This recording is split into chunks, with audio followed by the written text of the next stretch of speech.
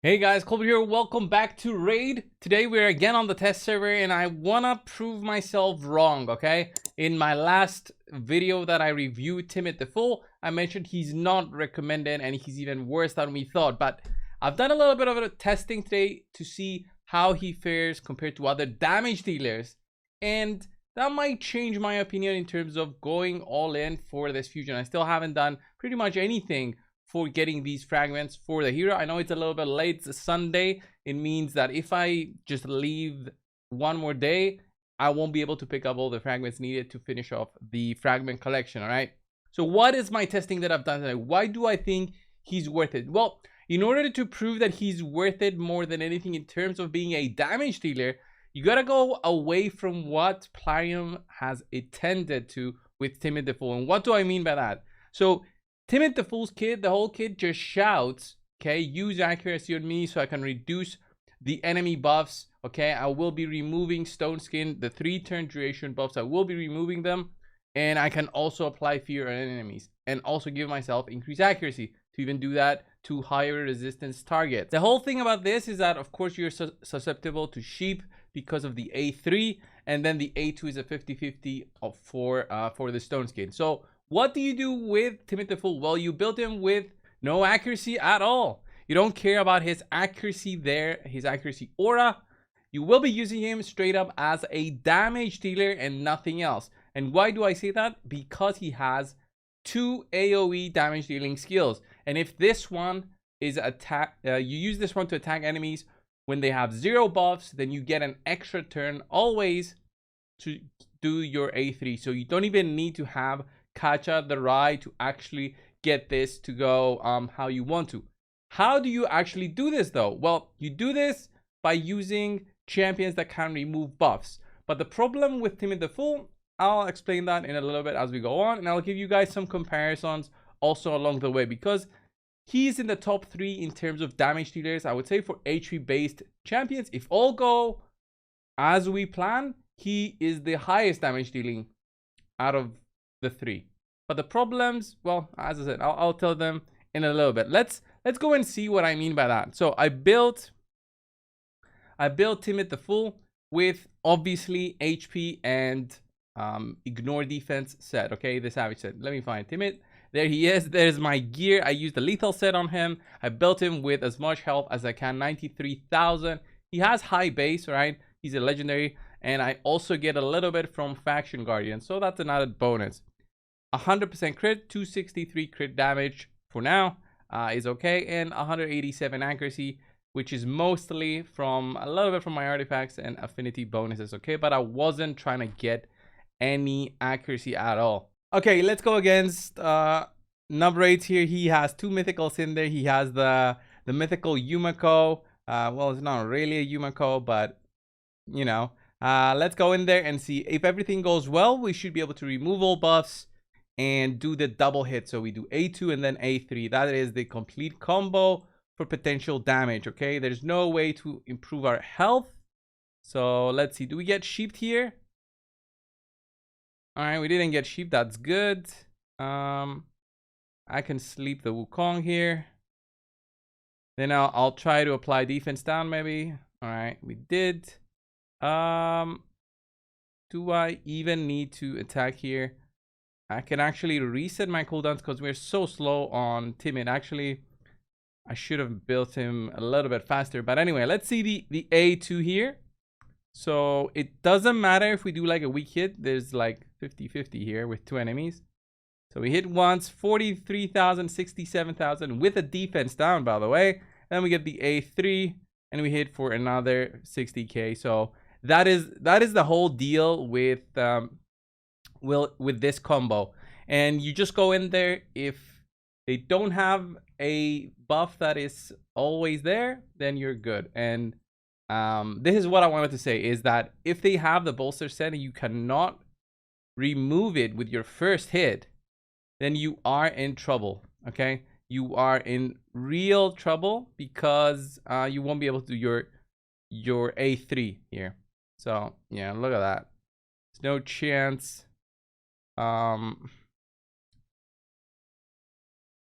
Here I can just do A1. So we'll do an A2 here. Don't even remove anything because we have very low resistance, very low accuracy, and here we're gonna be in a little bit of a trouble. Now we do the reset, we buff up, hoping I can get through, and here I can actually do probably an A1 and wait it out. I can wait out the bolsters for sure. All right, let's try to remove some buffs. We did. All right. Gonna get a turn with my madame. Let's see. Managed to remove everything, but still the bolsters are pretty strong there. The block damage. Block damage is gonna stop us now from getting that second hit. And we barely did any damage there. So already some problems that, like, if a team keeps on buffing all the time, it just can't go as you want. It's pretty impossible. I mean, it's of course the Ukrainian 50% of the duo, Marichka. She's still annoying on her own. She doesn't need Taras to be annoying, but you see that protection, the protected buffs, the protected sets. All of these will be stopping you from getting the full potential out of this dude right here. So I'm already very skeptical in terms of calling him like a solid nuker. You have to be using him in the very low ends of arena for him to be really worth it, because that's when there's no chance for protection sets. There's no chance for the bolsters, even the bolster sets. So the more of these, you know, buff champions you find, or buffs that are protected, the worse it is. Okay, and there's many champions nowadays that can apply protected buffs. So even the A1 with Kymar here, because it applies poisons, then that Marichka applies the block damage, and we just can't do our combo. Very stupid. All right, let's see this team with against Dyadia here. I think he's a Russian or Ukrainian YouTuber. All right, we get some of these protected buffs this time around. These are the lightning ores, which cannot be removed. You gotta wait out on the enemies to get their own turn. There's the protected veil, which again cannot be stolen. So stone skin, we get resisted there. It means she's got very high resist. Fantastic. And it just shows here all of these problems are just right there, guys. They're just right there for us to see. For this guy to be a nuker. So let's see. So I won't try and do my A2 here. Let's see. Can do my A3, which will also give some accuracy to my team. All right, there's the first hit there, 47,000. Let's revive. Oof. Block revive there by Mortu. Now we can attack. 23,000. My God, with a defense down, hitting for 23,000 on a defense down target. It's pathetic. It's nowhere near where it should be in terms of calling this champion, or any champion, a nuker, right? Really. Because this is the problem with HP based nukers that don't have something in their kit that gives just straight up more damage, right? So Taras is an HP based nuker, but he gets more damage based on the number of buffs. I think in the whole team, not just on himself. So it's, yeah, it's really impressive. Let's see 30,000 there. Oh my God. Now we have a defense down. And then we can hit with his A1 now, which is a double hit. Let's do A1 now, which is a double hit. It has a 0.1 multiplier. So yeah, 25. Barely got us through there. If one of those was a weak hit, we probably would have died, because Mortu procced its passive. So this is the testing that I've done, guys, on him. And like, if we compare this, if we go in a dungeon, we can probably go to 20 here and just throw him in there. All right, just throw him in there. The same kind of combo. just for this one, we want maybe like a defense down weaken. So we'll use Lydia in here, just to see the double combo and how this fares on the waves. Is this worth it on the waves? Is it strong enough? I mean, with the Savage set, it should be. There, we didn't even land defense down. That is not nice. All right, let's see the A2 regardless. Ooh, okay. And then, yeah, you see some big numbers, and then you see some numbers that are you're like, what is even happening here? This guy survived because he didn't have a defense down. So we would go here, boom, boom, 30k, and get through. All right, and then we buff again. Defense down, weaken. You need one more turn. We should be able to get the turn now because of the speed boosting that happens. And now we should be doing more damage because of kill streak, the mastery that gives you 12% more damage if you get 4 kills. So here we have a 1 turn cooldown there left, but we should be able to get a burst going here. Let's see. 83,000, 89,000, and then we get another hit there. Boom, 77,000, 87, 92. So it's good enough to get through the waves. I would say it's good enough to get through the waves, but the gear that I have is not realistic for Dragon's Lair stage 20. Obviously, guys, obviously. It's not realistic. You would, with that gear, you would be at a point where you can do 25s pretty much on everything. So you wouldn't be using necessarily this guy as a nuker.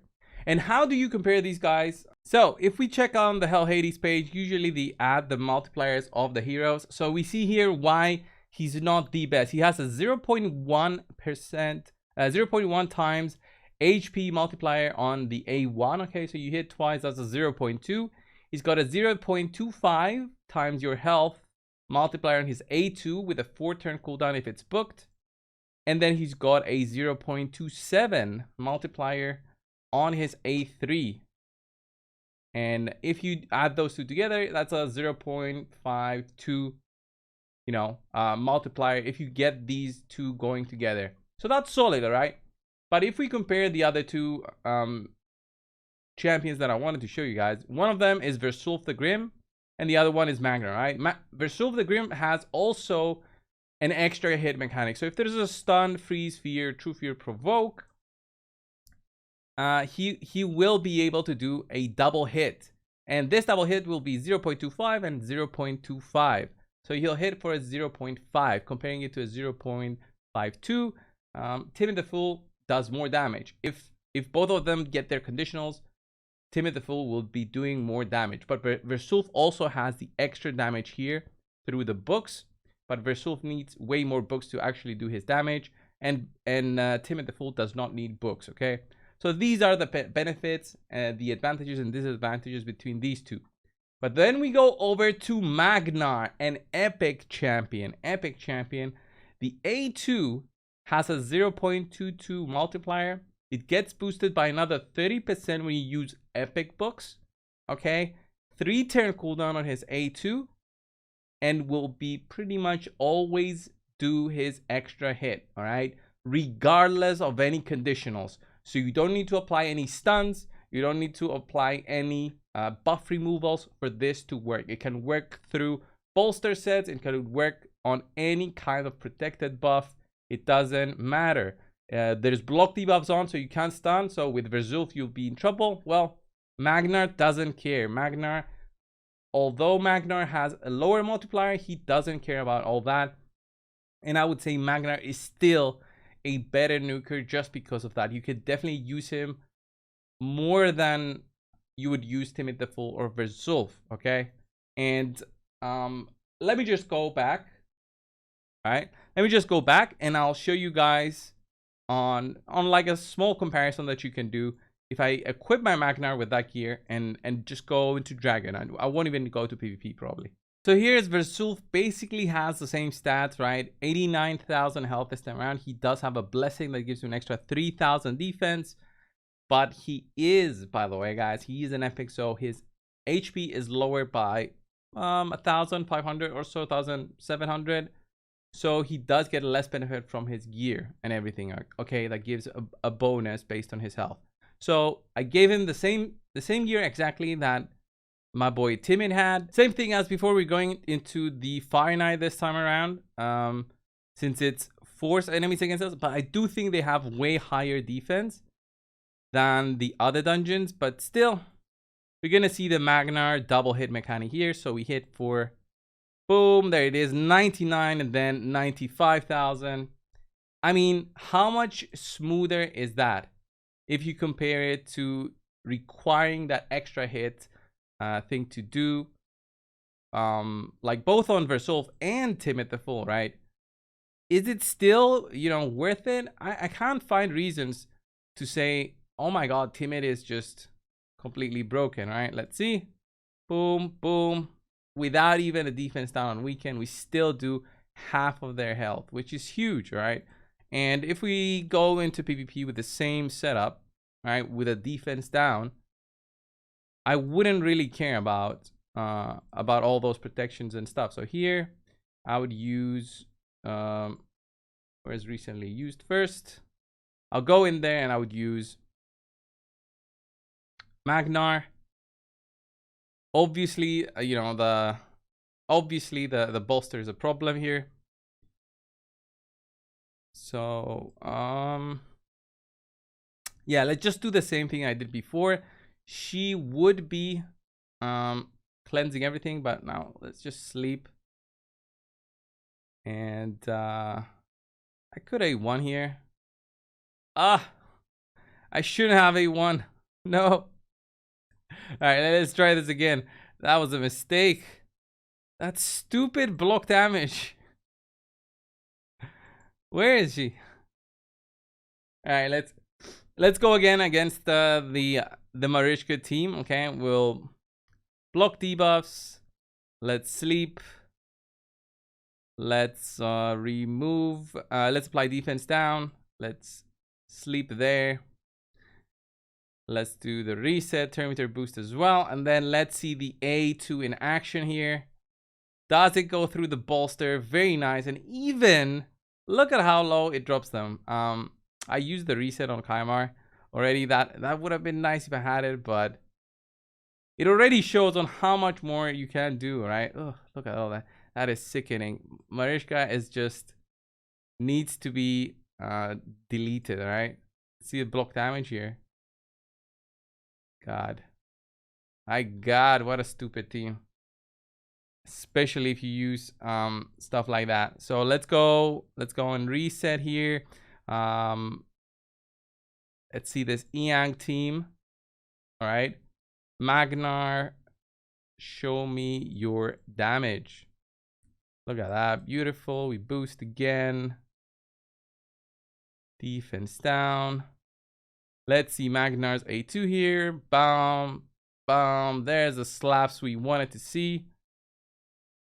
And at this point, you don't even care. Like, you don't even care if they had a buff on. You don't even care that they didn't have stuns. It just shows Magnar is on a different level, right? Why did they make the epic do, like, do his extra hit with such an easier conditional, comparing it to two legendaries, like HP based? Like, Versolve is so difficult to get a stun, freeze, fear, true fear. True fear, maybe you can get it. Nowadays, it's a little bit easier if you got something like a Mashal. He can apply true fear to everybody. Provoke can also be done. Petrification, no chance. You can apply it to everybody. So the extra hit you want it on everybody. So it has to be all of the targets, I believe. And then, you know, Timit the Fool, I just don't get. I just don't get it. He should have always had the extra turn. And then if Kaja was in the team, maybe he did something else. Maybe ignore defense. If that would have been much better. Like, if he ignored 20% of the defense on enemies, if Kaja was in the same team, would have been so nice. Kaja herself is very good. If you see her kit and how she works with Timit, it works very nice. But it's not gonna be a champion that everyone can get. So you can't base your opinion on Timit with Kaja in mind. So you don't go around saying, oh, Rotos is amazing because he has this passive where he gets cleansed. No, you don't see his kid on that. You see his kid regardless of the combo with the coupled ally Sifi, okay? Sifi, if you have it, obviously it makes it so much better. Same thing goes with, you know, Cubitus. Cubitus, you're not going to go and say, oh, he is amazing. He does all AoE every time he attacks with his A1. So you'll be spamming that. Well, no, that's not how you see Cubitus. You see him once you have Venus, that he is so much better, right? So you won't say that he is good and assume you always be having Venus in your team, right? So you only say that after you unlock it. But by himself, he is good, but not as good as when Venus is in the same team. So that's it, guys, for this video with Timit the Fool. Has it changed my view on Timit?